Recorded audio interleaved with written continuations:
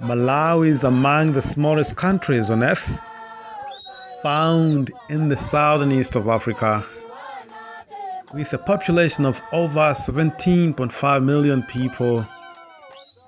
Half of the people are said to be poor, and a quarter of the population live in severe poverty. That they live on less than $1 a day. Over 85% of the farmers in Malawi are subsistence farmers. They grow food to eat. And fortunately, over 50% of the children under the age of 5 are nutritionally stunted. This is because most of these kids are only fed with maize. Conventional agriculture has contributed a lot to many of the challenges that Malawians are facing right now. And most of them go to bed on an empty stomach in January and February, although it is the time of the year when they get most of their rain. This is the reason why we would like to introduce permaculture to small-scale farmers in the communities by establishing a quarter-acre demonstration and production garden to provide food and generate income for the people living in Malawi. In the year 2020, the United Methodist Church Resurrection Church, in partnership with Permaculture Paradise Institute, established a demonstration garden in Madisi area, where we've got plenty of examples, plenty of solutions to address these challenges. But I would like to take you through a quarter-acre demonstration garden at Permaculture Paradise Institute so you can see a classic example on how we can use local available resources to grow food and feed people in Malawi of Malawi.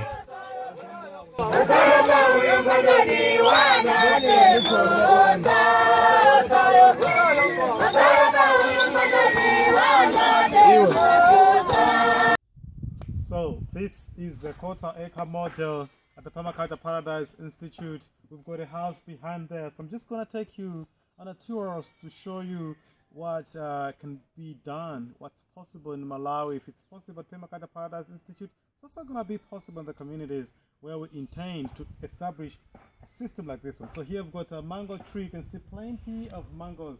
Most of mangoes falling to the ground, not because we cannot manage to eat it, but because we've got plenty of it. The leaves can be made into tea, medicinal, and lots of mangoes. So you can just have one mango tree per family. That's enough. You can see plenty of these mangoes already. That's not a problem. Here we have mpasa, lots of edible fruits. You can see them, the black ones here. This is mpasa. Lots of edible fruit. And this is guava. The leaves can be made into tea. The fruits are edible. And the leaves are also medicinal. And most of the people in Malawi use it as natural shampoo. So they've got natural shampoo. Got blackjack here. Lots of vegetables. Peppermint, garden soldier. And some marigold flowers to keep birds and snakes, mosquitoes away. And oxalis, the vegetable. Mangoes, Mexican apples, anato, papayas here. This is just within the same quarter-acre model. You see lots of food. So this is castor. Castor is used to treat skin problems and soft spot in babies and abdominal pain. And we've got anato there. Lemongrass is planted to keep snakes, mosquitoes away, and it is also used as tea leaves and medicine, as well as used in cookings. So we've got cassava, plenty of cassava here. So there's cassava, there's lantana, kamala, guavas, mangoes, lemongrass, aloe vera, blackjack, strawberries. And you can see over 90% of all all the foods that I'm showing are perennial foods. Plants that can live for more than a single season. This is very good because most of the farmers in the communities do not have access to clean and enough water. So we need to have a system like this one with over 90% of the total plants being perennial. So lots of guavas and cassava. Here, lots of cassava. We get huge cassava like this you see in the photo. So we get 10 liters gives us 1,000 kgs, and you know, one cassava, one root can grow up to 1.5 meters and weigh up to 5.5 kgs. So the leaves are edible. So eat the leaves and the roots. So the roots are staples and the leaves are vegetables. So both here, this is cassava, all of it, and that's cassava. These are natural foods, and these are trees for firewood, because we're not just talking about food, but we are going to train farmers in the communities on how to produce food, generate income, as well as produce their own firewood. So we're going to go here.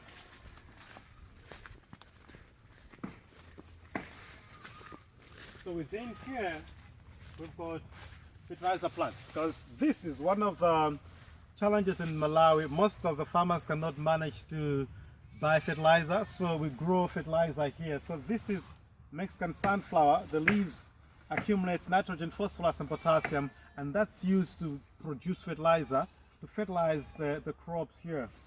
Okay, here, so these are custard apples, mangoes there, and tomatoes under there. So those are tomatoes, lots of tomatoes, cherry tomatoes, guavas, Mexican sunflowers. They go in here. This is the backyard of the house. So this is the house. So this is the house. This is behind the house. This is the model house.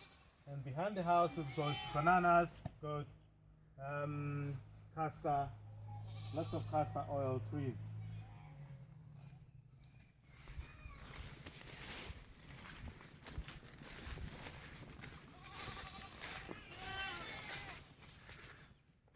So along the house we've planted pepper, lemongrass to keep snakes and mosquitoes away. So the lemongrass keeps mosquitoes and snakes away. So it's planted all along the house. And here is a gazebo where we've got passion fruits. So these passion fruits have just started, but when they're in season, this is how they look. So you can see in this photo, in this video, this is how they look. So you can have plenty of passion fruit from just one vine. You have a gazebo like this one where people can feed and have oxygen as well as food. And here we have avocados now. So this avocado tree is growing using water from the roof. So we are demonstrating rainwater harvesting from the roof, and all the water from the roof is channeled into here, to this basin, and it's helping to fertilize the avocados. So the leaves can be made into tea, and it's medicinal. It adds hemoglobin levels in the blood, as well as food. So these are the fats and fruits from just here. And these are bananas. So these bananas, this is plantain, that's William and Kauti. So these bananas are grown using grey water behind the shower room. So behind the shower room, we intend to give farmers bananas so they can plant bananas behind the shower room. The only job they have to do is go get a shower, and after getting a shower, they will be getting the bananas here.